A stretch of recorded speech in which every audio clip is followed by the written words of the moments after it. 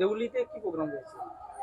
আজকে Deuli high school প্রাঙ্গণ থেকে আমাদের গঙ্গাজড়া বাজার পর্যন্ত নৈচনপুর 1 এবং 2 জিপির উদ্যোগে আজকে আমাদের যে আরজি করে যে মহিলা ডাক্তারের উপরে নৃশংসভাবে তাকে ধর্ষণ করে খুন করা হয়েছে তারই প্রতিবাদে আজকে একটা ধিক্কার এবং প্রতিবাদ মিছিল আছে।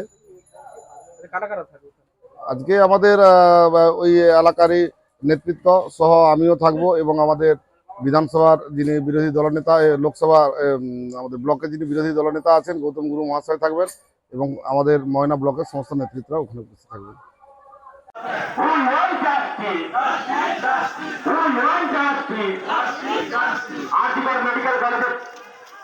মহিলা চিকিৎসকের উপর নৃশংসভাবে ধর্ষণ করে খুন করা হলো কেন মমতা ব্যানার্জি সরকার জবাব চাই, জবাব দাও। আজকের মেডিকেল কলেজে মহিলা চিকিৎসকে খুন করে ধর্ষণ করে খুন করা হলো কেন মমতা ব্যানার্জি সরকার জবাব চাই, জবাব দাও। We want justice. We want justice. দাবি 1 দফা 1 মমতা ব্যানার্জির পদত্যাগ। দাবি 1 দফা 1 মমতা ব্যানার্জির পদত্যাগ।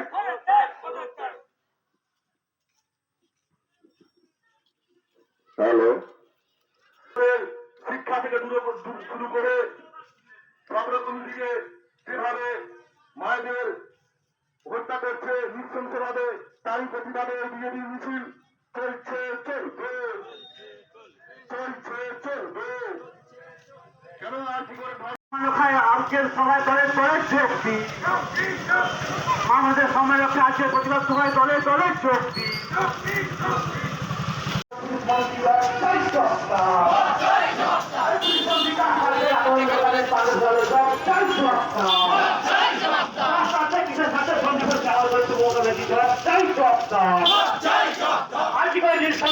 বিরুদ্ধে কেন চুপ আছে মমতা ব্যানার্জি? জব চাই, জব দাও।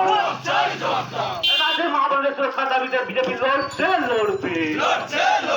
রাজ্যের মা বোনদের সম্মান রক্ষার্থে বিজেপি লড়ছে, লড়বে।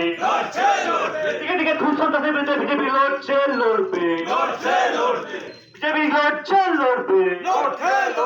রাতের অন্ধকার ঘটনার বিরুদ্ধে মমতা ব্যানার্জি চুপ কেন? জব চাই, জব দাও। আজিকাল কলেজে ডাক্তারকে নৃশংসভাবে খুন করা হলো কেন? কাঁপছে তৃণমূল সরকার। জব চাই, জব দাও।